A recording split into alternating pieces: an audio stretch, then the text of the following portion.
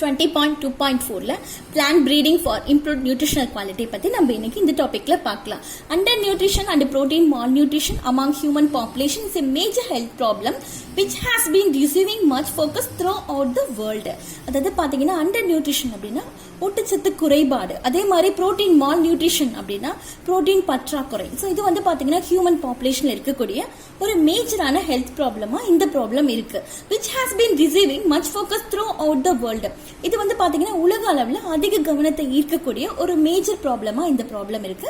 Apart from human, it also affect the health of farm animals. So இது human மட்டும் இல்லாம இது form அனிமல்ஸோட ஹெல்த்தை கூட பாத்தீங்கன்னா இது வந்து அஃபெக்ட் பண்ணுது.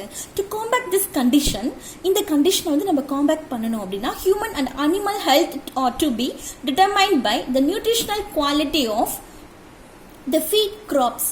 ஸோ அதாவது பார்த்தீங்கன்னா நம்ம எடுத்துக்கக்கூடிய கிராப் வந்து என்ன ஃபீட் பண்ணுது அப்படின்னா நியூட்ரிஷனல் குவாலிட்டியை வந்து ஃபீட் பண்ணுது. ஸோ அதை பொறுத்து தான் நமக்கு வந்து பார்த்தீங்கன்னா நம்மளோட ஹெல்த் அல்லது அனிமல் ஹெல்த் வந்து தீர்மானிக்கப்படுது அப்படின்னு சொல்கிறாங்க. ஸோ அதாவது நம்ம எடுத்துக்கக்கூடிய உணவு வந்து சத்துக்கள் நிறைஞ்சுதான் இருக்கணும். ஸோ அதுதான் வந்து நம்மளோட ஹெல்த்தை வந்து தீர்மானிக்குது. ஸோ நிறைய சத்துக்கள் இருக்கும்போது நம்ம சாப்பிடக்கூடிய உணவு, நம்ம எடுத்துக்கூடிய உணவுகள் பார்த்தீங்கன்னா நிறைய சத்துக்கள் கொண்டதாக இருக்கும்போது நமக்கு இந்த மாதிரி எந்த ஒரு நியூட்ரிஷன் டிஃபிஷியன்சி நமக்கு வராது.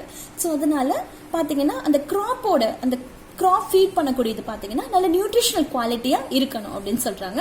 த nutrition quality of crops depend on quality and quantity of nutritions. So ஒரு கிராப் வந்து நிறைய நியூட்ரிஷனல் குவாலிட்டி கொண்டது அப்படின்னு நம்ம எப்படி சொல்ல முடியும் அப்படின்னு பார்த்தீங்கன்னா அந்த கிராப் வந்து எதை டிபெண்ட் பண்ணி இருக்கணும் அப்படின்னா நல்ல தரமா, நல்ல குவாலிட்டியா, அதே மாதிரி குவான்டிட்டி ஆஃப் நியூட்ரிஷன்ஸ் அதில் அடங்கி இருக்கக்கூடிய சத்துக்களை பொறுத்து தான் பார்த்தீங்கன்னா அந்த கிராப் வந்து நல்ல நியூட்ரிஷனல் வேல்யூ கொண்டது அப்படின்னு நம்ம சொல்ல முடியும். So the nutritional quality may be improved with respect to it's. So எப்படி வந்து அந்த நியூட்ரிஷனல் குவாலிட்டி வந்து நம்ம இம்ப்ரூவ் பண்ண முடியும் அப்படின்னு பார்த்தீங்கன்னா அதனோட அந்த ப்ரோட்டீன் கண்டென்ட், அதே மாதிரி குவாலிட்டி ஆஃப் ப்ரோட்டீன், அதில் இருக்கக்கூடிய அந்த ப்ரோட்டீனோட quality, oil content, mineral content. So இதை பொறுத்து தான் பார்த்தீங்கன்னா நியூட்ரிஷனல் குவாலிட்டி அப்படிங்கிறது வந்து இம்ப்ரூவ் ஆகும் அப்படின்னு சொல்றாங்க. இப்போ எக்ஸாம்பிளுக்கு பார்த்தீங்கன்னா கிரவுண்ட்நட். ஸோ கிரவுண்ட்நட் எடுத்துட்டீங்கன்னா அதில் பார்த்தீங்கன்னா ஆயில் கண்டென்ட்டும் இருக்கும், அதே மாதிரி ப்ரோட்டீன் கண்டென்ட்டும் இருக்கும். ஸோ அதில் இருக்கக்கூடிய கண்டென்ட் தான் பார்த்தீங்கன்னா அதனோட குவாலிட்டி வந்து இம்ப்ரூவ் பண்ண முடியும். ஸோ இந்த கண்டென்ட்டை இம்ப்ரூவ் பண்ணும்போது நமக்கு குவாலிட்டி வந்து நல்லா இம்ப்ரூவ் ஆகி கிடைக்கும், நியூட்ரிஷனல் குவாலிட்டி வந்து நல்லா இம்ப்ரூவ் ஆகும் அப்படின்னு சொல்றாங்க. So biofortification அப்படிங்கிறது என்ன அப்படின்னு பார்க்கலாம். So biofortification is a scientific process of developing crop plants enriched with high level of desirable nutrients like vitamins, proteins, minerals. அதாவது பார்த்தீங்கன்னா இந்த மாதிரி desirable nutrients ஆன விட்டமின், புரோட்டீன், மினரல்ஸ் இதெல்லாம் அதிக அளவில் இருக்க கிராப் பிளான்ட்டை வந்து டெவலப் பண்ணக்கூடிய ஒரு சயின்டிபிக் ப்ராசஸ் தான் இந்த biofortification அப்படிங்கிறது. Some examples of crop varieties developed as a result of biofortifications are given below. So இந்த மெத்தட்ல இந்த biofortification மெத்தட்ல உருவாக்கப்பட்ட ஒரு சில கிராப் வெரைட்டி வந்து எக்ஸாம்பிளா கீழே கொடுத்திருக்காங்க. அது என்னென்ன அப்படிங்கிறது நம்ம பார்க்கலாம். ஃபர்ஸ்ட் பாயிண்ட் பாத்தீங்கன்னா புரோட்டீனா சக்தி ரத்னா அப்படிங்கிற கிராப் வெரைட்டி வந்து பாத்தீங்கன்னா லைசின் நிறைஞ்ச ஒரு மைஸ் ஹைபிரிட் அப்படின்னு சொல்றாங்க.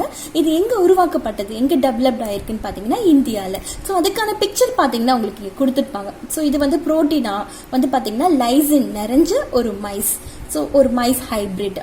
இந்த கிராப் வெரைட்டி பாத்தீங்கன்னா பயோஃபோர்டிஃபிகேஷன் மூலியமா உருவாக்கப்பட்டது. நெக்ஸ்ட் பாத்தீங்கன்னா அட்லஸ் 66 அப்படிங்கிறது வந்து புரோட்டீன் நிறைஞ்ச ஒரு வீட் வெரைட்டியா இருக்கு. ஸோ அதுக்கான டயக்ராம் இங்க கொடுத்திருக்காங்க.